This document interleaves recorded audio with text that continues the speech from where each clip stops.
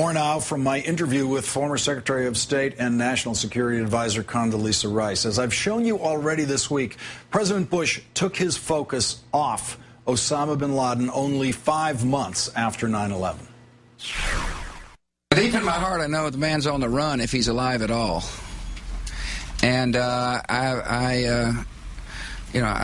who knows if he's hiding in some cave or not. I don't know where he is. Nor do, I just don't spend that much time on him. But I truly am not that concerned about him. The Bush focus shifted to Iraq, and as we all now know, mistakes were made. Huge mistakes. As we look back and reflect on September 11th today, I want to quote something that President Bush said about September 11th, the lesson of September 11th. He said this repeatedly. It became boilerplate in speeches. September the 11th taught us a lesson I will never forget, and America must never forget. America must confront threats before they fully materialize. My administration looked at the facts and the history and looked at the intelligence in Iraq, and we saw a threat. He's clearly saying that September 11th is the reason he looked at Iraq differently and saw a threat there. Yeah, are you surprised by that? Yes. Because Iraq had nothing to do with September 11th. After September 11th, of course you look at threats differently. Your country's just been attacked. You know that you cannot allow threats to materialize. Do you know how many times I've been asked... But there was nothing in the threat that Iraq presented that was in any way related to us on September 11th. We can end this interview right now if you don't want me to finish my point. Thank you. If one looks at what happened to us on September 11th, we didn't connect the dots. There was a threat materializing that we didn't respond to. Saddam Hussein had been a threat from the time that he invaded Iran in the late 1980s through the 1991, when in fact he went into Kuwait, dragging us into war. We thought he had reconstituted his weapons of mass destruction. And in a context in which terrorism and weapons of mass destruction was a nexus that we could not allow, we decided that this was a threat that had to be dealt with. 40,000 casualties later in Iraq, 4,400 American military deaths in Iraq later. Would you say that is the single biggest miscalculation that the Bush administration made, that Saddam Hussein had weapons of mass destruction and must be stopped by those military men who went in there and found no weapons of mass destruction? Saddam Hussein was a threat. He had used weapons of mass destruction. But we now know he wasn't a threat. This was not... Lawrence, are we going to do this with my answers or with your commentary? We had not focused on the fact, you have not focused on the fact, that Saddam Hussein had been a threat to the United States of America, to the Middle East, since he invaded Iran. Now, we made the wrong call then, and we supported him against Iran. He then became a more monstrous threat. After 1991, shooting at our aircraft in the no-fly zone that was supposed to be keeping his Air Force on the ground, trying to reconstitute his weapons of mass destruction, breaking out of the sanctions through the scandalous oil for food program. Yes, he was a threat. With or without mature weapons of mass destruction, he was a threat. And nothing of value is ever won without sacrifice. Of course, the lives lost will never be brought back. But in Iraq, that is not a threat to invade its neighbors, not a threat to reconstitute its weapons of mass destruction, not a threat to play Palestinian terrorists as suicide bombers. That's going to be a better Iraq and a better Middle East. And so, in fact, I think that what we did in Iraq will be demonstrated by history to be an important part, an important pillar of a new Middle East. Well, I think history demonstrates that Iraq presented absolutely no threat to the United States whatsoever. And well, that would be a surprise to the 16 Security Council resolutions that called him a threat to international peace and security. Information that would be a surprise. Not true. That would be a surprise. No. That was on the basis of his invasion of Kuwait and the weapons of mass destruction that were found there in 1991. The weapons inspectors who could not do their jobs and so left in 1998. The attack by President Clinton in 1998 to try to bomb those sites.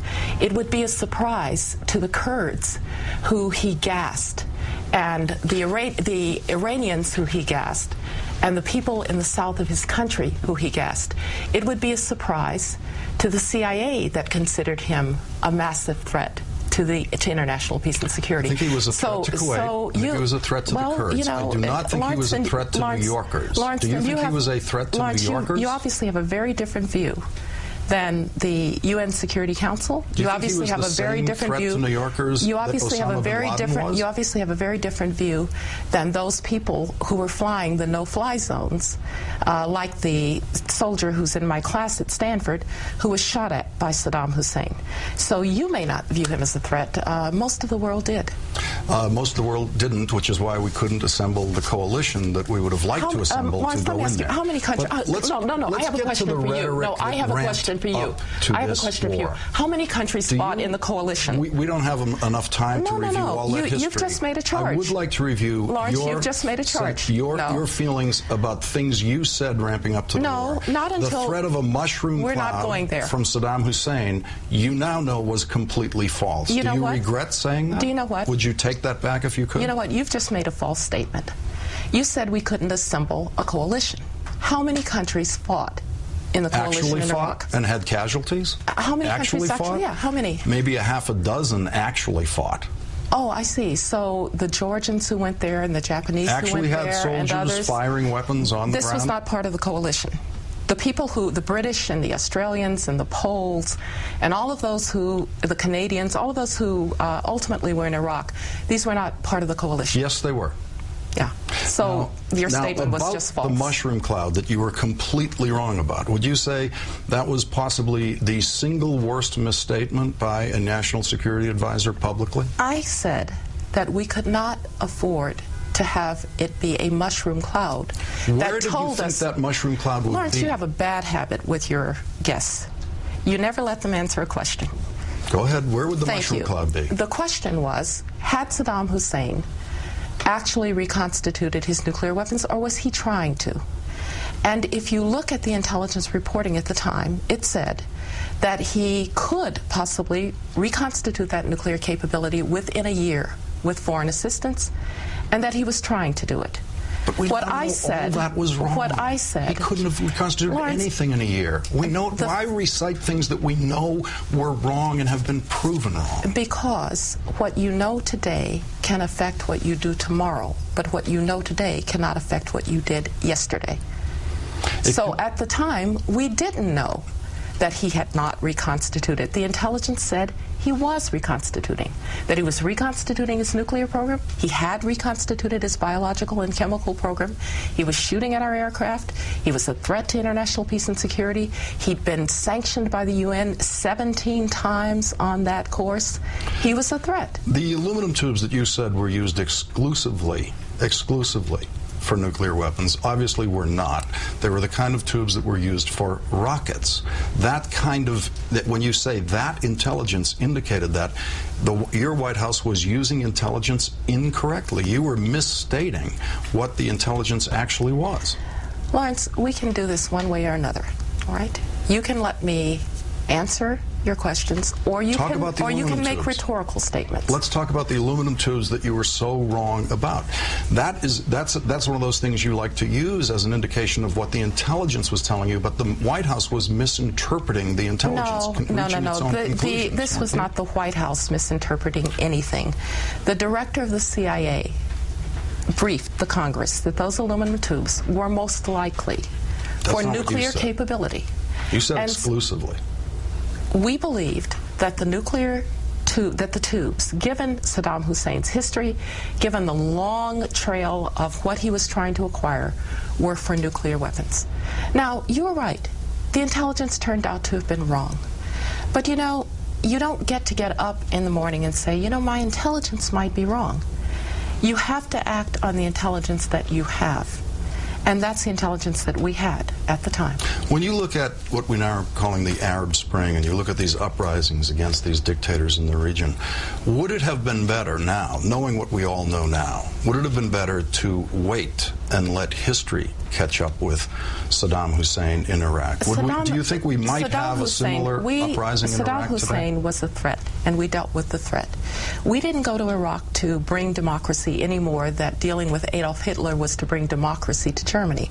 But once there, we felt that we had to help the Iraqi people get to democracy. And it's simply ill-informed and ahistorical to suggest that a dictator as brutal as Saddam Hussein would have allowed an Arab uprising in his country. You're looking at a dictator in Syria put down an uprising. You're looking at a dictator in Libya who has tried to put down an uprising. And if you want to talk about a humanitarian disaster, why did we go into Libya? Because he was about to mow down his own people. He was going to eliminate his own people. He was going to commit genocide against his own people. Saddam Hussein committed chemical warfare against his own people. And I'd really like to have an answer from those who say it was a good thing to intervene humanitarian way in Libya because Gaddafi was killing massive numbers of civilians. Saddam Hussein put 400,000 people in mass graves. He used chemical weapons against Kurds and Shia. If that wasn't a humanitarian reason to intervene, quite apart from the security reasons, I really think people have a lot of explaining to do. But you would grant the style of intervention in Libya and Iraq is totally different. Well, yes, because Libya and Muammar Gaddafi are thankfully not Saddam Hussein. But if you think for 1 minute that you were going to be able to take Saddam Hussein down by mass protests in the streets, then you're clearly ill-informed. We'll never know. Dr. Rice, thank you. Yeah, you're right. We'll never know. But I would have to say anybody who thinks that that's going to happen would have to be pretty ill-informed. That'll be the last word. Dr. Rice, thank you very, very much for joining. You're quite welcome. Thank you. Thank you.